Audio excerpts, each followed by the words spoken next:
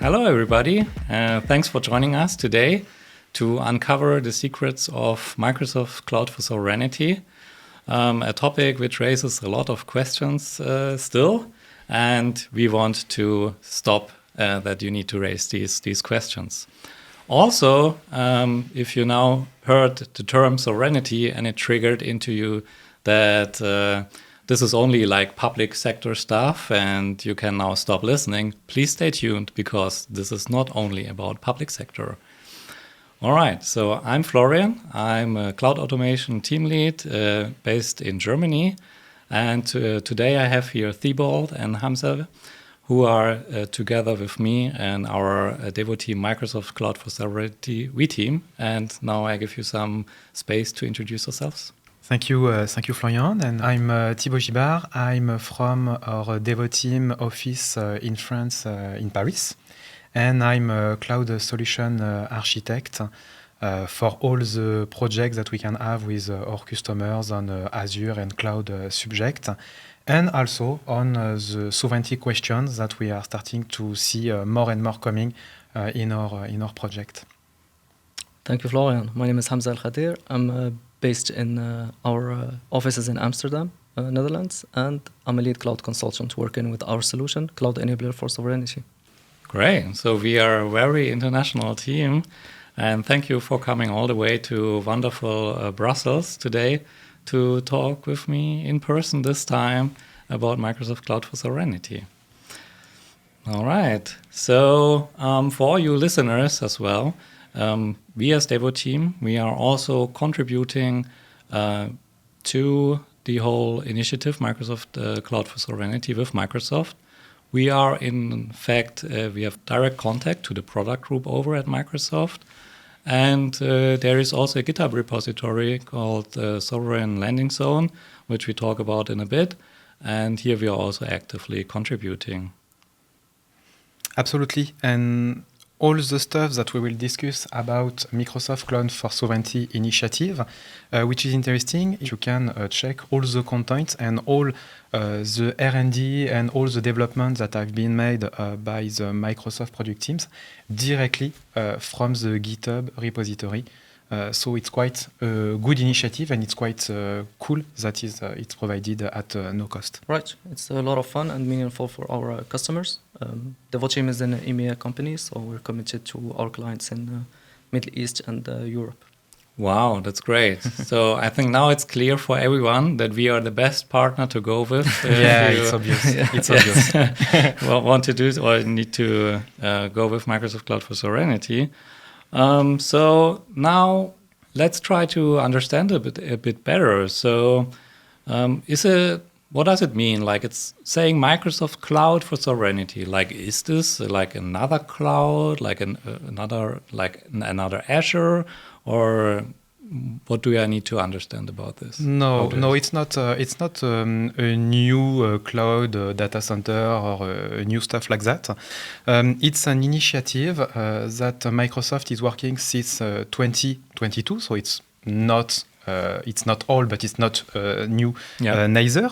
It's something that Microsoft has started to work since a year now, and it went general availability since the end of 2023. And Microsoft Cloud for Sovereignty kit is a set and a group of recommendations and best practices and script and so on that will help companies and customers to build and to go further in terms of security to answer to all the sovereignty concerns that you can have in your company. That means it will help you to meet finally sovereignty expectations that you can have from your government in your country, but also because of your industry sector, for example, finance and so on. In specific sector, you have to be careful when you go in a cloud on the amount of time you will retain data, the amount of time you will do some backup. All this information are specific, and Microsoft Cloud for Sovereignty want to help us by proposing some Azure policies, some Azure dashboard to help you to deploy all this security component, for example, encryption and so on. And with also the Azure dashboard, you will be able to follow and to be sure that all your team are respecting this security question and all these sovereignty concerns that you can have in your company. Yeah, it also integrates additional capabilities like confidential compute that gives an extra layer of security from third-party breaches and data residency, for example, or also customer managed keys where organizations can take full control on how they do their encryption processes. Okay, wow. So to recap and make it very clear, so like this is not like a sovereign cloud region, like this is really public Azure, like the data centers most of our customers already are using, or data regions. And MCFS is like a collection of services and best practices to achieve that goal. Yes, correct. Cool. So if we drill a bit more in, like how does this help our customers? Okay, so this helps our customers by giving them this capability to stay compliant with the regulations and laws that they have within their countries. Sounds great. Yep. So that also means like that not only public sector is included, right? Like this is not only a topic for public sector customers, but for everyone. Yeah, absolutely. You're right. So this is not exclusive to governments or public sector clients, but to anyone who wishes to address this sovereignty topic and have this control over this their IT system deployed within the Azure cloud. So yeah, it's not really only for public sector clients or ministries. Could be healthcare, finance, or even private organizations. And depending on the type of organizations that you are running, you may want to go further. That means Microsoft Cloud for Sovereignty is a first step, but you can need to go further. And we can also speak about Azure Confidential Computing Initiative, which is the possibility to create some containers, some VM, and in fact any workload in the Microsoft Cloud by running your compute directly on specific hosts, on specific servers that will be built with some new chip that are highly secured and are provided thanks to a partnership that has been created with all the main chips providers such as NVIDIA, AMD, Intel, and that will allow us to run some compute task on a more secure hardware. So it's a very important stuff when we are speaking about security and sovereignty question. Yeah, and also like this is one part, right? This service, confidential compute, is one part of the best practice set of Microsoft Cloud for Sovereignty. So when I'm talking to customers, a question always, which is always asked regarding confidential compute, is if it is more expensive. Yeah, that's a very relevant question. But the truth is, Microsoft used to charge a premium on confidential compute VMs, which is no longer the case today. So you can have this extra layer of security and encryption on your data with the same cost as it would be for a regular VM. So this is good news for people who want to take their landing zones and their cloud infrastructure with this extra layer of sovereignty. That sounds great. Yes. Yeah, absolutely, because it's a new additional layer of security. As Hamza said, it will be provided at no cost if we are comparing it to a standard virtual machine or a standard container. But Microsoft will be in the future also further because in a previous conference, a CTO from Microsoft in France told us that, in fact, confidential computing will be the base on all the resources that will be run inside an Azure data center. That means all the VM and containers you will run in the future will be running on specific hardwares that will be more secure thanks to the partnership with Intel, AMD, NVIDIA, as we mentioned it before. So it's very cool. Wow, I mean, that's great news, right? It's also great news for being secure by default. It is. And it means for our customers already using public Azure that eventually that they don't have to do anything and will be more protected, more secured in the future. Sometimes there are also additional questions, like if this will have like a performance impact if you're using confidential compute.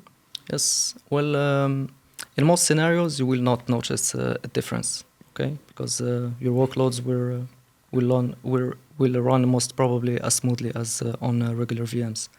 However, for heavy memory workloads, you might experience some slowdowns with the real-time encryption happening within the confidential compute resource.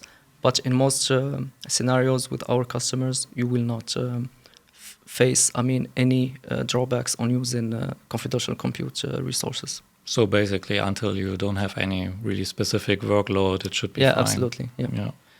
Talking about workloads, I think also a question which pops up often at customers is, what do I need to do to migrate my workloads to confidential compute or confidential compute VMs? Obviously, as we said before, even it's a specific hardware, it will be possible to migrate, for example, from an old virtual machine or a standard virtual machine to Azure Confidential Compute.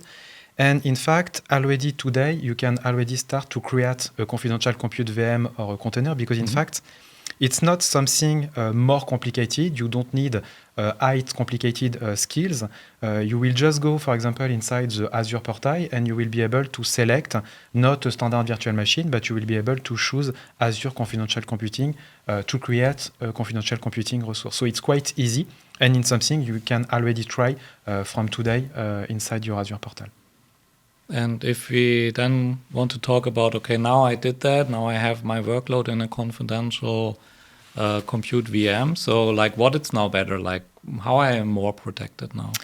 There will be several additional security layers. For example, when you are using confidential compute, your data will be secure, will be encrypted, and this data won't be accessible, obviously, to your cloud administrators. That means that even the people that are supposed administering your virtual machine or container won't be able to go inside your data and see the stuff that is running, for example, a website or anything like this. So it's very interesting in terms of security. Right. So you protect your data from the cloud providers and from your internal admins as well. So.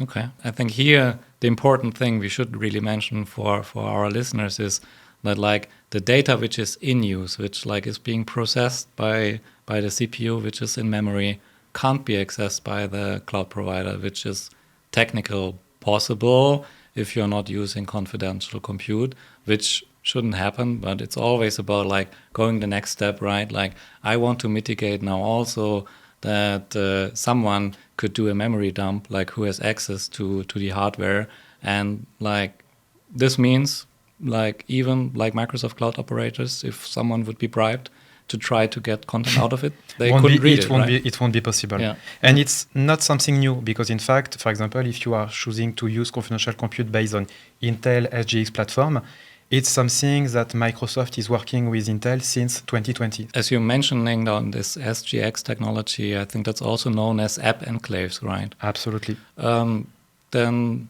I have a follow-up question on that. If I want to use app enclaves, do I have to do anything, or can I just do lift and shift as with the other option we explained? No, it's something you will be able to use in the future directly for your new virtual machine or your new containers that you would have created with Azure Confidential capability. So, okay, so there might be something you need to do extra on top to use these app enclaves. Absolutely. But then you say then even your own administrators of your VM or container Kubernetes administrators of your company can't anymore read the data. No, absolutely. They won't be able to read the data inside your confidential resources. That sounds very sophisticated. Okay, so then let's talk a bit more about like our personal experience we had like working with customers on Microsoft Cloud for Sovereignty. Yeah, so we talked a lot about the technical aspects of things, but from experience, the main concern that is happening within clients is the legal aspects of things, is how do they can be compliant with the set of regulations and laws where the clients are regulated, and how the technical capabilities of Microsoft Azure can answer those legal constraints. And we've been working closely with the legal firms to kind of make this analogy, right? And this is where the difficulty resides more than the technical part. Right, because like normally we know the tech, right? But then there comes the law and compliance in between, and here we need some help. Yeah, there we need definitely some help. I think it's also like very, very interesting on that note. Understand totally what you mean. Like for me personally, there's also a big gap like between like the law and the regulations and that what we can provide from a technology point of view. Like for me, it's if you look at it, some regulations say, okay, your data center needs to be, I don't know, in your town or your country, yeah, and then you are compliant, or like by law you are, let's say, safe, or like if something happens, you are everything was okay, you did the right thing.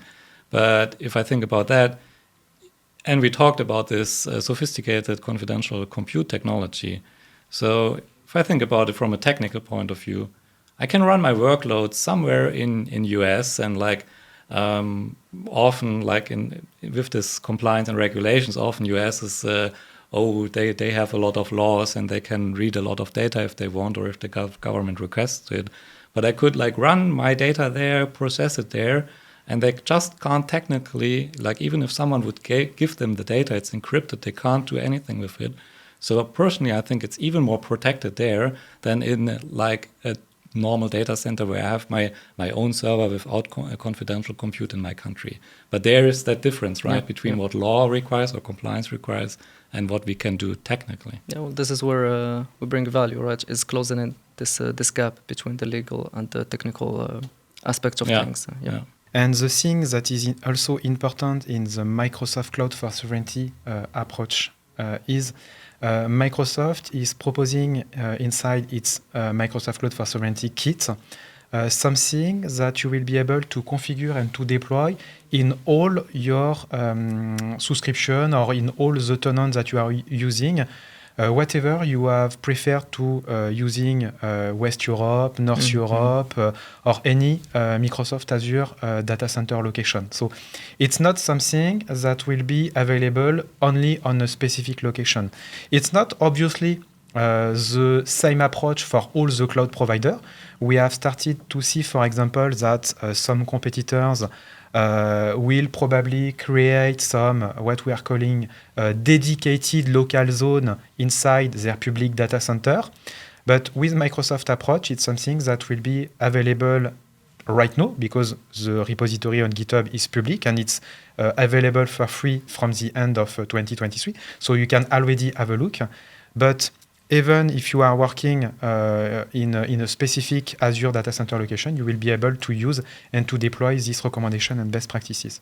So it's quite cool. Yeah, and I think that's really that's really important to note here, because I, as a matter of fact, was working with a big player in the recruiting industry lately on Microsoft Cloud for Sovereignty, and they, for example, have the challenge that since they are working internationally, they don't only need to comply to one country compliance, but they have to do that for every country. They're using Azure heavily, but they're using like that they can have this distribution all over the world in all the Azure regions. And for them, it's really important now, together with us, to understand the country compliance regulations and data residency regulations. That's like their main point at the moment for now. And there it helps, of course. They don't need to wait for some special sovereign cloud regions, they can just leverage what they have. They can just apply these policies on their existing workloads in public Azure, because it's like just the normal public Azure. Yeah. And then they start to getting insights. So for them, it's important to be compliant. But first of all, it's now necessary for them, because like in big enterprises, there's a lot happening, right? You can't control everything. And that's about where they start.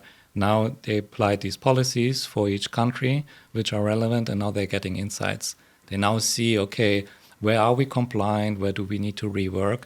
And that's the first step to getting the visibility and then getting better step by step. And it will depend, as you said before, depending on the company, depending on the activity sector, depending on the country and so on. And that's why for specific scenario, obviously Devoteam can help on this subject, but we will also integrate and involve legal teams from directly your company or a legal consulting firm when it's needed, if you want to be sure that we are compliant with a specific regulation. Right, I think we are the technical people, and from law we sometimes need to get a bit help. So I think it's a very great idea that we team up with these legal firms as well. Regarding like these country specifics, is there anything we need to highlight as well from a Devoteam perspective? Yes, absolutely.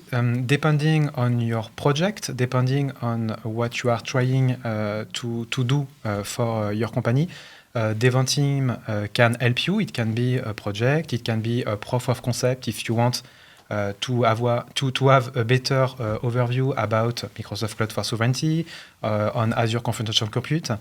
It can be also a training directly from your team.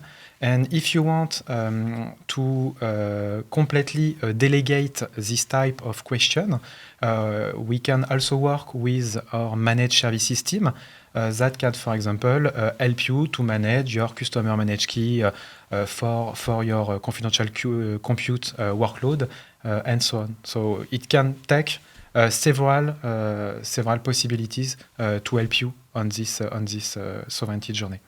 Great. So like even like if you're not familiar or you don't want to invest additional resources to managing like these components for better data sovereignty, you can also like do it with us as Devoteam. Yeah, and that's why we are here, because it's something that we are working with our customer. It's something that we have already deployed. We have, for example, also since January 2024, we had another conference on this subject in France in our offices in Paris. So it's a subject that we are mastering at Devoteam, because we are working very closely with the Microsoft project teams. And we will be very pleased to help you on this type of subject. Our customers, they search for advice to match the regulation and the legal requirements with the technical requirements. We heard about that they are very interested, and that a lot of compliance regulations that they are asking about data residency. We heard that a lot of customers are interested in what is the cost associated with doing Microsoft Cloud for Sovereignty or having a better data sovereignty. And we also heard questions about what do I need to do to migrate my workload into this space. And how to stay compliant with the country-specific laws and regulations. So as a concrete example, in the Dutch market, there's already a policy initiative that allows to stay compliant with the NL bio. And this allows customers to have this not only peace of mind, but staying truly compliant to this set of regulations. And it can sound complicated, but in fact, we can understand that it's an evolving subject. That means that it's something that is new. We can read in the newspaper that United States, that Europe are regulating all the stuff in terms of cloud and cloud providers. So The only thing that we are sure right now is the regulations are coming. The regulation will be obviously different depending on the country where you are. For example, in France, we have a new certification that can be provided directly by the French Cybersecurity Agency, and that is called Secnum Cloud. Secnum Cloud is a certification that must be obtained if you, as a cloud provider, you are expecting to provide some solution to meet sovereignty concern of your customer and so on. And to get this certification, you have to meet a specific list of points on the way you are managing the data, the way of you are storing it, etc., etc. So yes, it can sound complicated, but that's also the reason why Devoteam can help you on that. It's because we are already working on this type of subject with our customer on Microsoft Cloud for Sovereignty, on Azure Confidential Computing, and so on. And it's also easy to understand why all the cloud providers are trying to be part of this journey. It's because we all know that it will be an important subject in the future for all the customers and the companies in the world. Yeah, and like you said, the regulations and compliances are coming. They are coming and they are here to stay. So will be an interesting journey we are on with our customers all together. So thank you for your insight. Thank you, Hamza. Thank you, Thibault, for joining me today to unravel and demystify Microsoft Cloud for Sovereignty. And to all our listeners, if you got interested, if you're facing similar challenges, you want to get to know us better and talk about this highly interesting topic, please visit our website and get in touch with us. It's mcloud.devoteam.com. Thank you for listening. Thank you for being here with me. Thank you for having us. See you. Bye-bye. Bye.